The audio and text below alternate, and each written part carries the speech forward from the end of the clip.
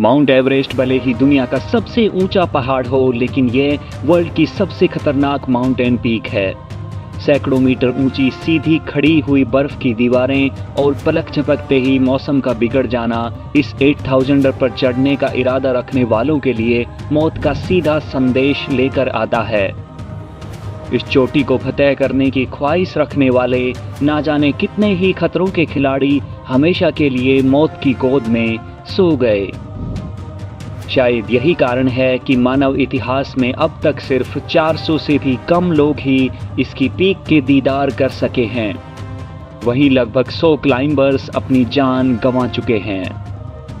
King of mountain, पर्वतारोहियों का पर्वत जैसे नामों से जानी जाने वाली दुनिया की सबसे कठिन यह है K2 पर्वत चोटी। पाकिस्तान ऑक्यूपाइड कश्मीर के गिलगित बाल्टिस्तान और चीन की सीमा पर काराकोरम पर्वत श्रृंखला में स्थित K2 माउंट एवरेस्ट के बाद दुनिया की सबसे ऊंची चोटी है। इसकी समुद्र तल से ऊंचाई 8611 मीटर है, यानी एवरेस्ट से 238 मीटर छोटी। हालांकि कुछ रिपोर्ट्स में इसकी ऊंचाई को 8609 मीटर भी बताया गया है। ऊंचाई भले ही एवरेस्ट से कम हो, लेकिन पर्वतारोहियों में इसका खौफ एवरेस्ट से कहीं ज्यादा होता है, और उनका खौफ बिना किसी कारण के भी नहीं है। K2 वास्तव में किसी सीधे खड़े पिरामिड की तरह की शेप लिए हुए है और हर दिशा में इसकी चढ़ाई बेहद खड़ी यानी स्टीप है। इन खड़ी चट्टानी दीवारों पर बर्फ की एक मोटी चिकनी परत रहती है जो कभी भी टूट सकती है।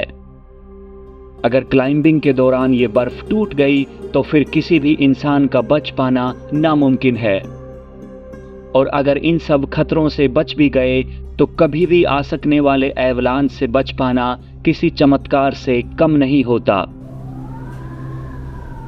K2 की भौगोलिक लोकेशन ऐसे एरिया में है जहां पर मौसम साल के अधिकतर समय खराब बना रहता है। तूफानी तेज हवाएं, भारी बर्फबारी और घना कोहरा ना जाने कब आकर घेर ले, कहा नहीं जा सकता। यहाँ का मौसम इतनी तेजी से बदलता है कि आज की मॉडर्न टेक्नोलॉजी की हेल्प से भी इसकी एकदम सटीक और सही भविष्यवाणी करना संभव ही नहीं है। पूरी तैयारी और साहस के बावजूद काफी हद तक अपनी किस्मत पर भी भरोसा करना ही होता है, और किस्मत हर बार साथ नहीं देती। यही वजह है कि K2 को जीतने का सपना देखकर चढ़ाई शुरू करने वाले बहुत से क्लाइंबर्स वापस लौटकर कभी नहीं आ पाते। औसतन K2 पर होने वाली मौतों की संख्या एवरेस्ट के औसत से कहीं ज्यादा होती है। इन सब खतरों के बावजूद भी कुछ इंसान ऐसे होते हैं जिन्होंने हार मानना तो सीखा ही नहीं है। K2 पर चढ़ने का सपना भी क्लाइंबर्स ने 19वीं शताब्दी से ही देखना शुरू कर दिया था, लेकिन दशकों तक कोई सफलता नहीं मिल सकी। इनमें से कुछ अभियानों का अंजाम बेहद ही दर्दनाक हुआ।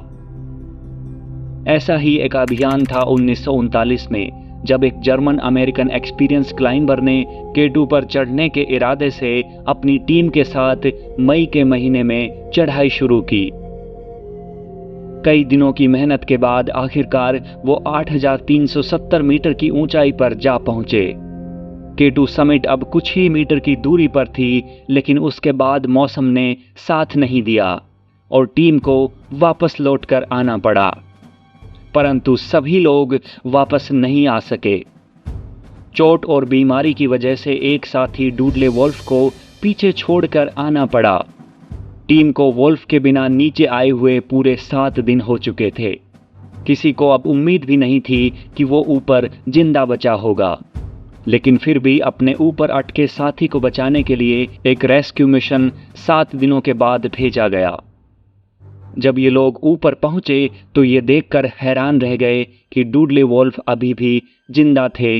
रेस्क्यू टीम ने उन्हें अपने साथ चलने के लिए कहा, लेकिन डूडले ने साफ मना कर दिया क्योंकि उन्हें उम्मीद थी कि वो अकेले ही K2 को जीत लेंगे।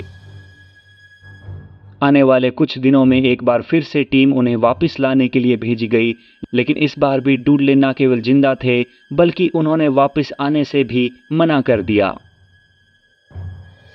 उनके बाकी के साथी फिर भी उन्हें बचाने की कोशिशों में जुटे रहे। दूसरे रेस्क्यू मिशन के 3 दिन बाद एक बार फिर से एक टीम भेजी गई और इस बार भाग्य के लिखे हुए लेख से कोई नहीं बच सका। डुडली और उन्हें बचाने गई टीम को उसके बाद किसी ने कभी नहीं देखा। केटू का यह श्राप यहीं पर नहीं रुका। 1939 के 14 सालों बाद 1953 में एक और अमेरिकी चार्ल्स ह्यूस्टन ने अपनी टीम के साथ केटू पर चढ़ने का प्रयास किया, लेकिन यह मिशन किसी और कारण की वजह से याद रखा जाएगा।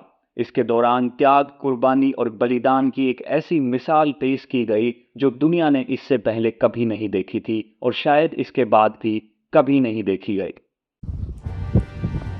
चार्ल्स की टीम 7,750 मीटर की ऊंचाई पर पहुंची ही थी कि अचानक से 100 किलोमीटर प्रति घंटे की रफ्तार से तेज चलने वाली हवाओं और बर्फबारी ने केटू पर मानो हमला बोल दिया। इस भयावह तूफान की वजह से टीम के एक मेंबर आर्ट गिल के बुरी तरह से बीमार पड़ गए और अकेले चलने की हालत में भी नहीं रहे। टीम के बाकी मेंबर्स उन्हें किसी तरह साथ लेकर इस उम्मीद के साथ कि तूफान गुजरने के बाद एक बार फिर से चढ़ाई शुरू करेंगे, नीचे की तरफ लौटने लगे।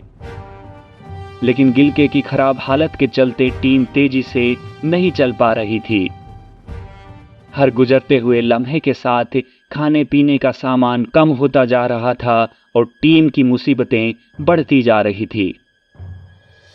अगर ऐसा ही चलता रहा तो शायद उनमें से कोई भी जिंदा नहीं बच सकेगा। गिलके ने जब यह देखा तो उन्होंने एक बेहद कठोर फैसला लिया। उन्होंने अपनी टीम को बचाने के लिए खुद को जानबूझकर केटू की गहरी खाई में धकेल दिया। इससे टीम की जान तो बच गई, लेकिन गिलके हमेशा के लिए केटू की गोद में सो गए। हालांकि भाग्य की नियति देखिए, मौसम आगे भी साफ नहीं हो सका और यह मिशन कामयाब नहीं हुआ, लेकिन गिलके के इस बलिदान को दुनिया आज तक भी याद रखती है। आखिरकार 1954 में इटली के रहने वाले लीनो और एचिल ने इंसानी इतिहास में पहली बार केटू की चोटी पर कदम रखा। इस सफल अभियान के बाद अब तक कई और लोग भी केटू को जीत चुके हैं, लेकिन साथ ही साथ इस पर घटने वाली दुर्घटनाओं का सिलसिला भी यूं ही जारी है। साल 1986, 1995 और 2008 कुछ ऐसे ही साल थे जब केटू ने एक बार में ही कई पर्वतारोहियों को अपना शिकार बना लिया था। इनमें से ज्यादातर कभी नहीं खोजे जा सके और केटू की अथाह बर्फ में वो आज भी कहीं दबकर रह गए हैं। केटू से इनके प्यार ने इन्हें एक तरह से टाइम ट्रैवलर बना दिया है। सुदूर भविष्य में अगर कभी ये बर्फ हटी तो उस समय के लोग इनके साहस को अपनी आंखों के सामने देख सकेंगे। केटू भले ही दुनिया में एवरेस्ट जितना फेमस ना हो, लेकिन पर्वतारोहियों में इसका नाम सुनते ही एक सिहरन सी दौड़ जाती है। इतने खतरों के बावजूद इसकी खूबसूरती एक अलग ही दुनिया में ले जाती है।